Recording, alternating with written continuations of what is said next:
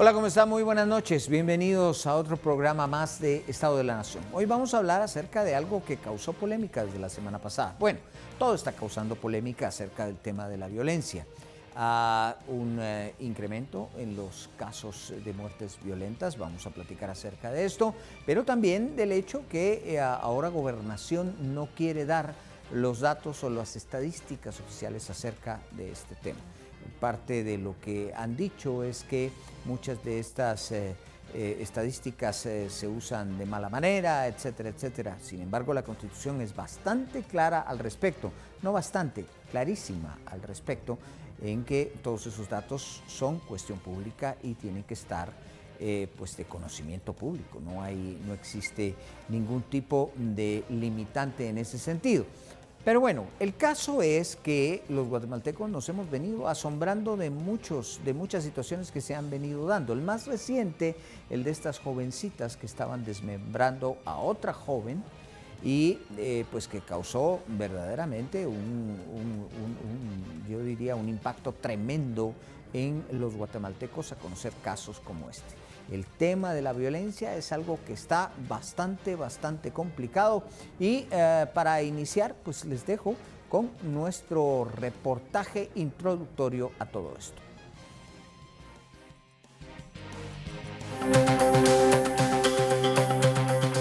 Personas que transitaban por el kilómetro 23 de Villacanales reportaron a la Policía Nacional Civil que un carro tipo agrícola había sido abandonado. Tras la inspección del vehículo, localizaron a dos mujeres fallecidas en el baúl del automóvil. El Instituto Nacional de Ciencias Forenses identificó a las víctimas como Andrea Azucena González Ramírez, de 27 años, y Zaira Azucena Ramírez Tizandie, de 46. Posiblemente son madre e hija y residían en el barrio El Gallito de la zona 3 capitalina. La PNC señaló que el carro no tiene reporte de robo y el propietario ya fue identificado. González y Ramírez no habían sido reportadas como desaparecidas, según el reporte de Alertas Isabel Claudina.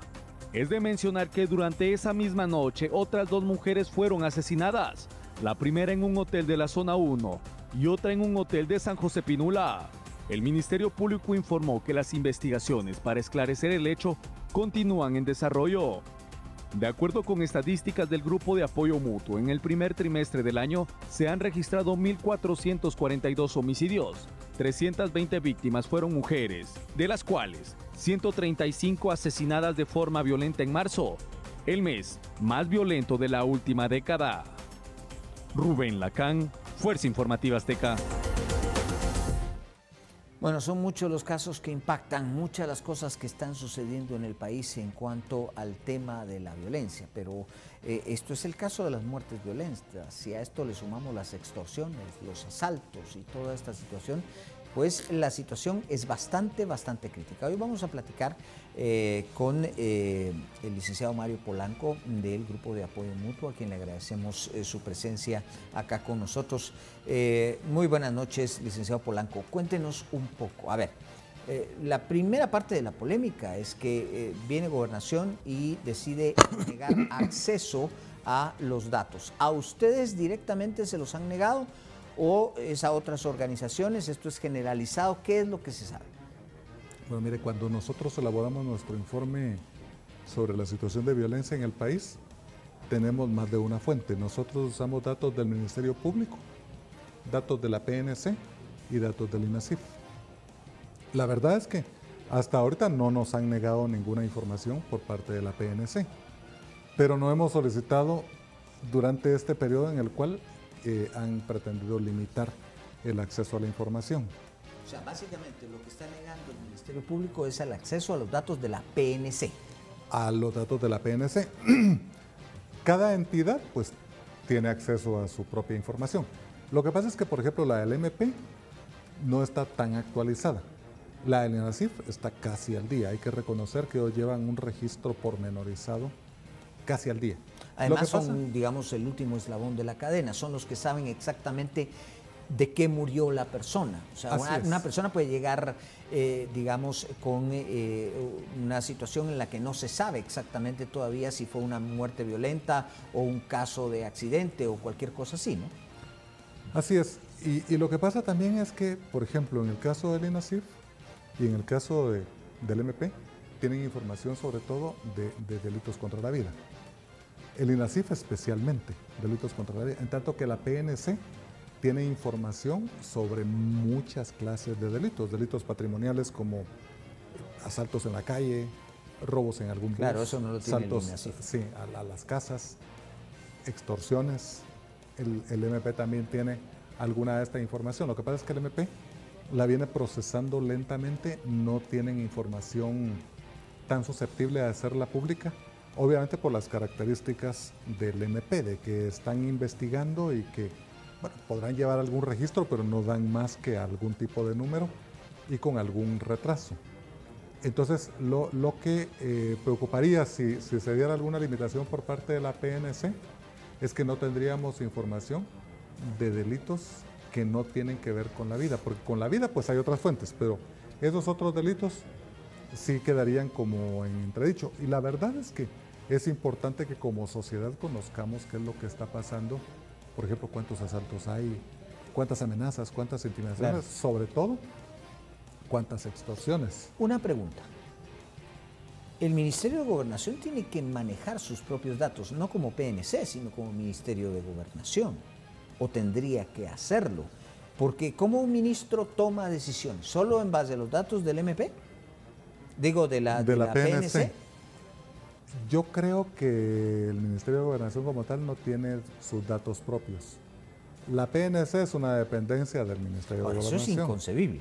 Mire, durante la administración de Mauricio López, él inició en 2012 y yo recuerdo que él tuvo alguna intención de crear una base de datos, de fomentar la creación de una base de datos nacional. Incluso recuerdo que él promovía en algún momento que esta base de datos la manejara el Ministerio de Gobernación o que la manejara el INE, por ejemplo, ya que el INE, siendo el Instituto Nacional de Estadística, pues sería el encargado de llevar todo este registro. ¿Usted se recuerda cuando vino el famoso Rudy Giuliani, o exalcalde de Nueva York? Que él tiene un libro acerca de esto y sobre cómo consolidar los datos y sobre que tenían una terminal de introducción de datos, de computación en cada una de las comisarías para saber exactamente cómo se movía el crimen. Nosotros no contamos con nada de eso. La PNC tiene alguna información, pero de manera un tanto artesanal. Lo ideal sería tal y como Giuliani lo decía. Vamos a poner hipotéticamente las 25 zonas de la ciudad de Guatemala. Saber exactamente qué está ocurriendo en cada una de las zonas. De esa manera, no concentrar fuerzas de seguridad necesariamente en aquellas zonas que tienen cero o nada, sino concentrarlas, poner fuerzas de tarea incluso en aquellas zonas como la 18, la 6, la 12, la 5, la 7, por ejemplo. Imagínense, si uno sabe más o menos cuáles son las zonas donde se concentra toda la violencia, ¿cómo no lo va a saber la policía?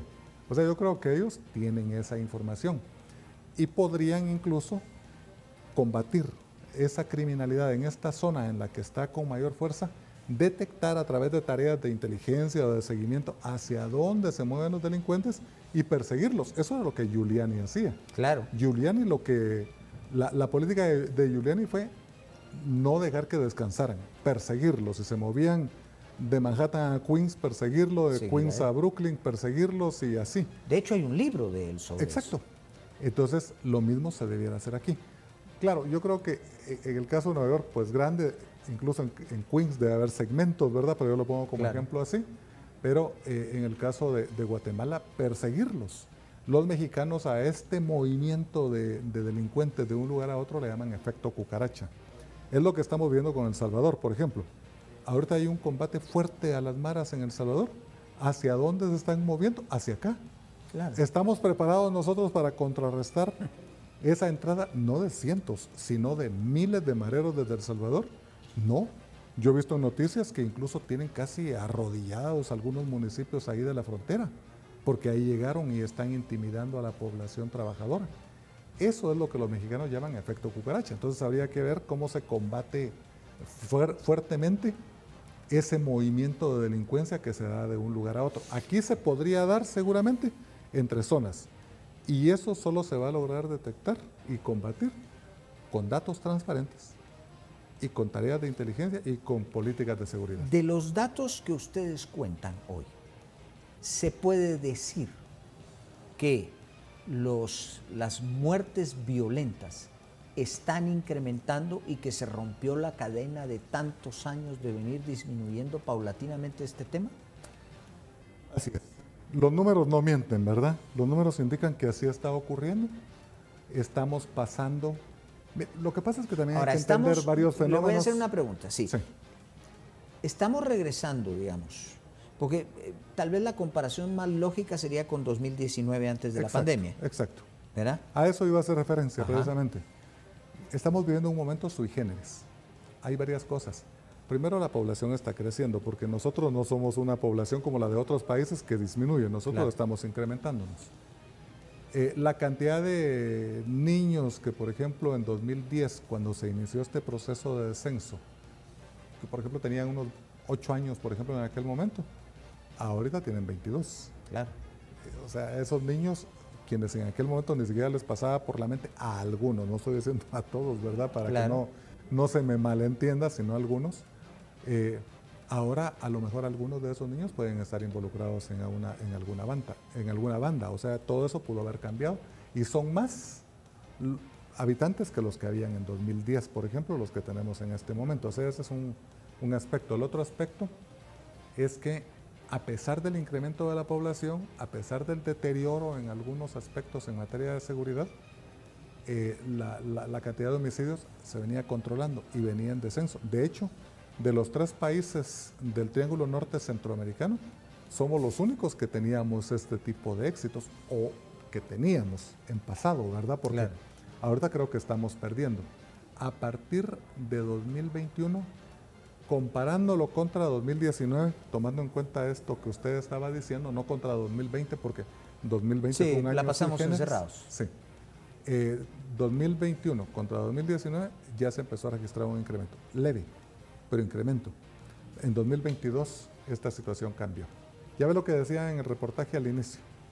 Marzo ha sido el mes más violento en una década contra las mujeres. O sea, eso ya indica que hay algún tipo de deterioro. Sobre este tipo de crimen, el crimen de género, por ejemplo, que le hablo, yo quisiera ver si aclaráramos algunos puntos. De las estadísticas se desprende que efectivamente hay un incremento en el crimen específicamente contra las mujeres, o hay un incremento generalizado que hace que pues crece el crimen contra los hombres, crece el crimen contra los menores, crece el crimen contra las mujeres, y que por lo tanto hay un aumento en todo. O sea, el porcentaje específicamente de mujeres, crimen contra las mujeres, ¿se ha incrementado?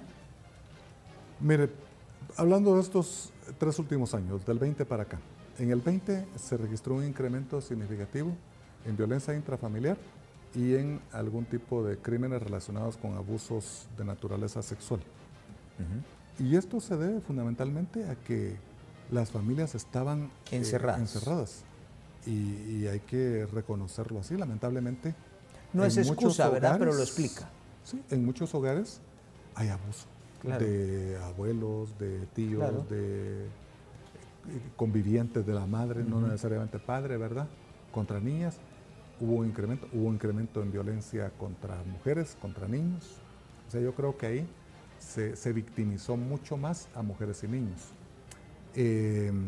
No se registró todavía un incremento en el número de muertes contra mujeres, pero pensando en muertes como tal, nosotros hemos detectado en el GAM que primero ha habido un incremento generalizado, pero cuando uno ve específicamente el segmento de las mujeres, el incremento ha sido más pronunciado.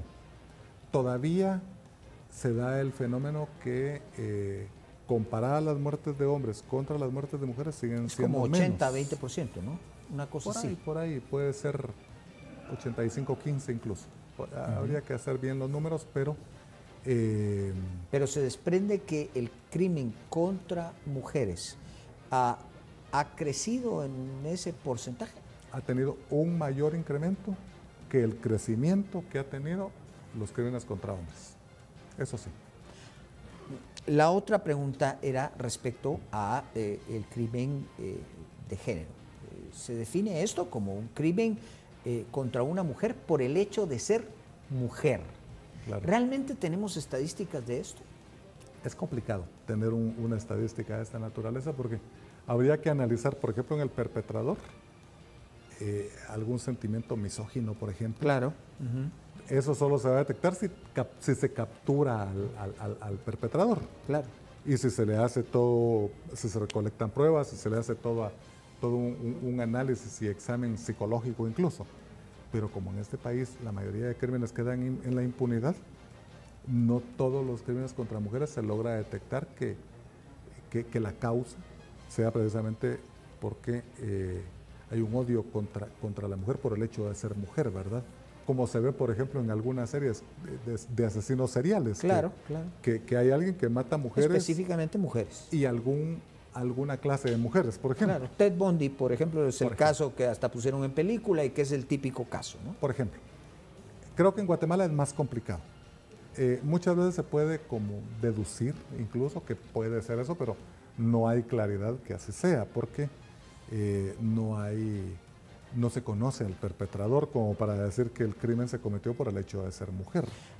En cuanto a esto, cuando, digamos, proporcionan las estadísticas las entidades, nunca aclaran, nunca dicen exactamente qué es lo que... Porque, por ejemplo, una mujer, por el hecho de que, digamos, es mujer, simplemente puede ser una víctima un poco más sencilla que un hombre en ese sentido, y que para eso sea atractivo para los ladrones, pues atacar a una mujer, asaltar a una mujer, etcétera, etcétera. La policía no explica nada de esto. Mire, nuevamente voy a recurrir a las tres instituciones que brindan información. Empezaré con el MP. El MP, por la característica de la investigación que está en curso, no dicen nada, ¿verdad? Ellos, hasta tal vez cuando ya se captura al responsable y llega a juicio, sale esa información. En el caso del INASIF, ellos sí detallan si fue por asfixia, detallan incluso, porque también esa información es para el MP, ¿verdad? Claro. Entonces, por ejemplo, no se dan tantos detalles como lugar, características físicas o algo así, mantienen siempre algún tipo de confidencialidad en esto, pero sí hay información acerca de si sufrió tortura o si fue porque se colgó o lo asfixiaron, qué sé yo, la víctima, ¿verdad? Entonces es posible conocer un poco más de información. La PNC, cuando brinda información, en algunos casos sí detallan un poco, pero depende de la gente, porque no hay como una política, como un patrón, no tienen como un protocolo ellos que indique que el agente que está en la Libertad o en Varías tendrá que seguir el mismo protocolo que el que está aquí en la zona 14, por ejemplo. Claro. Cada quien lo va a hacer diferente, va a enviar información de manera diferente.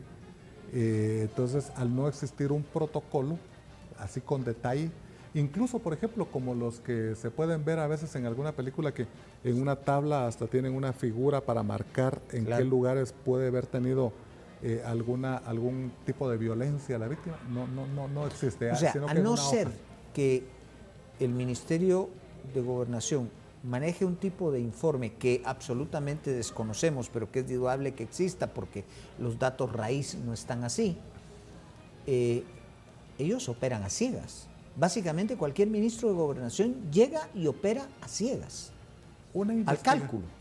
Una investigación desde el Ministerio de Gobernación debiera ir de la mano de protocolos específicos que cada agente maneje, que en la Academia de la Policía debieran manejarlos o que debieran darles capacitación en todo el territorio nacional, por ejemplo, de cómo hacerlo, hasta, por ejemplo, dentro de algunas políticas de seguridad, hacer escuchas telefónicas, tareas de inteligencia civil, ¿verdad? Claro. Investigación vinculada con el MP y con el INASIF. Mire, si alguna vez pueden hacer un reportaje del INASIF, sería interesante porque ellos pueden hacer pruebas de balística, ellos tienen todo, equipo bastante sofisticado como para hacer incluso hasta una serie de televisión con todo lo que ellos hacen, pero si cada quien está de manera aislada, viendo su pieza del rompecabezas, pero no hacen lo posible porque encajen esas piezas del rompecabezas, el crimen va a caer en la impunidad. Operan así. El reto debe ser, a ciegas totalmente, el reto debe ser que los operadores de justicia, todos, INASIF, MP, PNC y organismo judicial, actúen de manera articulada para que se comprenda mejor cómo es que se ocurre cada caso. Vamos a hacer una pausa, pero regresamos en unos instantes con nuestro invitado esta noche.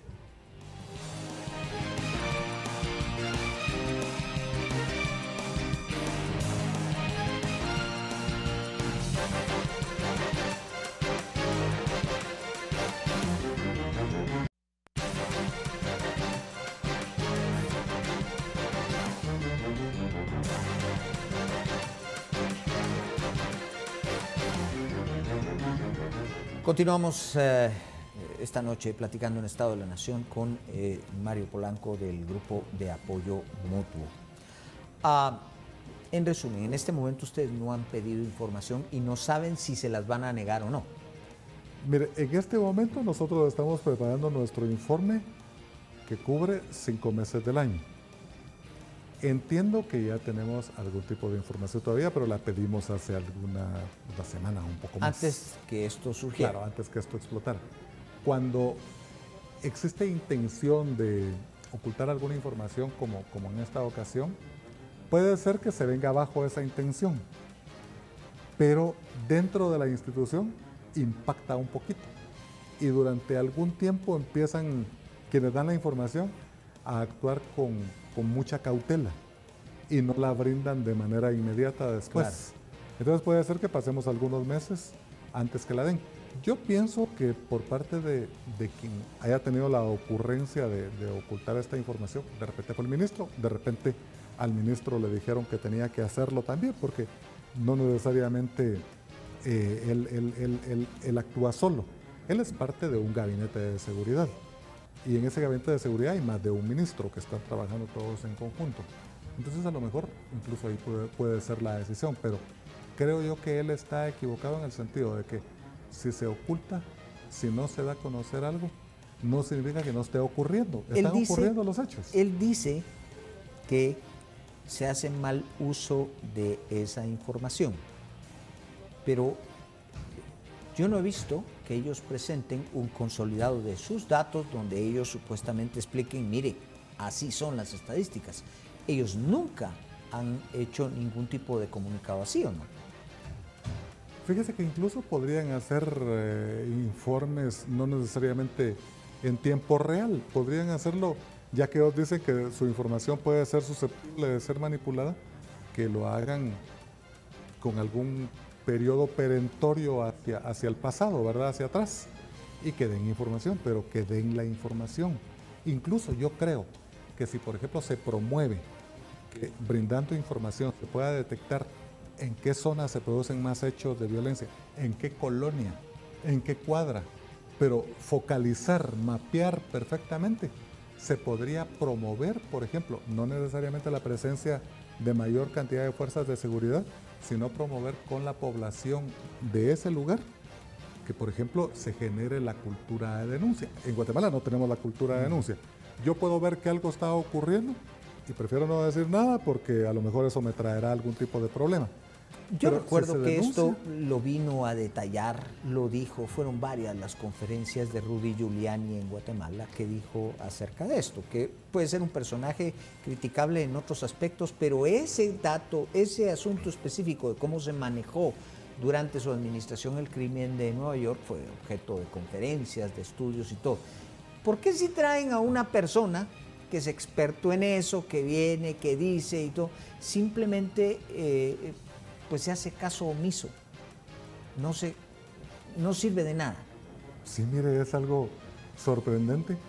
Para empezar, Giuliani no lo trajo el Estado, ¿verdad? Que fue el sector privado. Fue el sector privado a una actividad pública grande.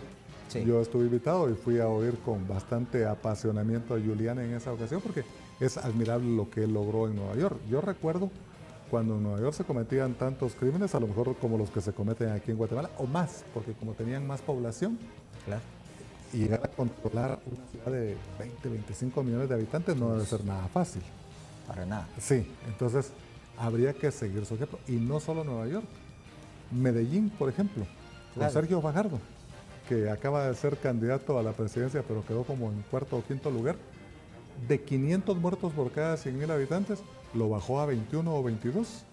Eso es algo Claro. sorprendente. Antanas Mocus en Bogotá, igual, de 400 algo a 20 algo.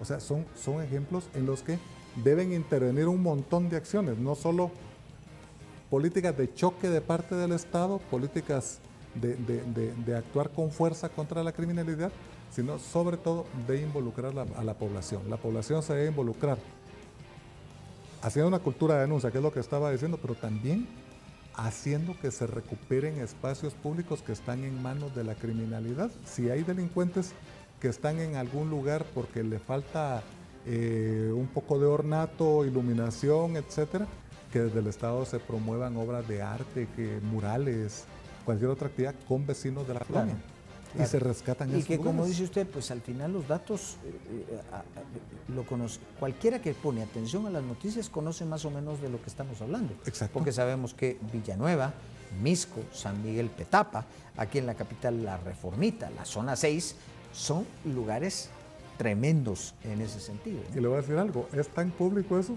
que cualquier guatemalteco, Lo sabe. cuando no va a la zona 18, No, no, pues, va claro. a la Reformita, con respeto a quienes viven Claro, en esa por zona, supuesto. ¿verdad? Pero no van muchos. Y si van con mucho cuidado. Muchas gracias a Mario Polanco por estar esta noche en Estado de la Nación, a ustedes también. Gracias por haber estado con nosotros, gracias por habernos acompañado. Tengan ustedes una excelente tarde y pásenla muy bien.